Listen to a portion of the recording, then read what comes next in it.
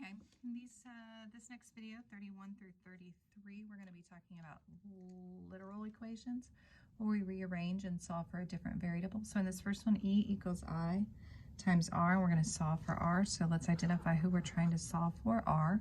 What's keeping that from happening? It looks like a multiplier of I. So if I simply do the opposite of multiplying, which is dividing by I, it cancels these out, and it leaves me with R equals E divided by I. And I'm done. I did what it asked me to do. I solved for R. So this is the answer. Next one is B equals R plus C times R times T, and we're trying to solve for T. Here's T.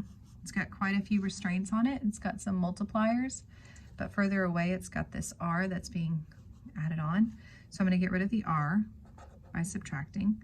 So that B is still on that side. So that would be B minus R, which is really just the same as saying I'm going to take the R to the other side, equals C R T. Again, don't lose sight on who you're after. I'm after the T.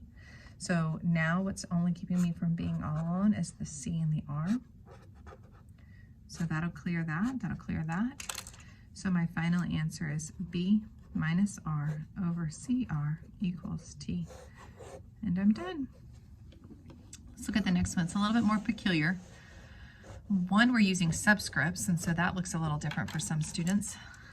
Also, the one that we're after, the Q subscript 2, is inside the parentheses. So we need to distribute first so that we can break them out of the parentheses.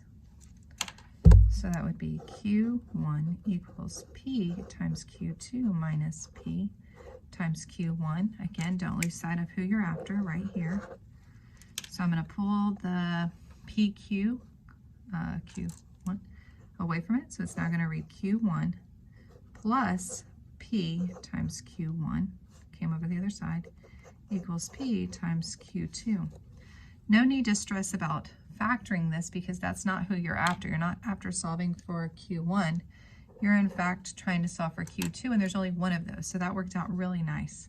And look, he's almost all alone. So all we have to do is just divide by P. So my final answer on this one is Q1 plus P times Q1 all over P equals Q2. And I'm done.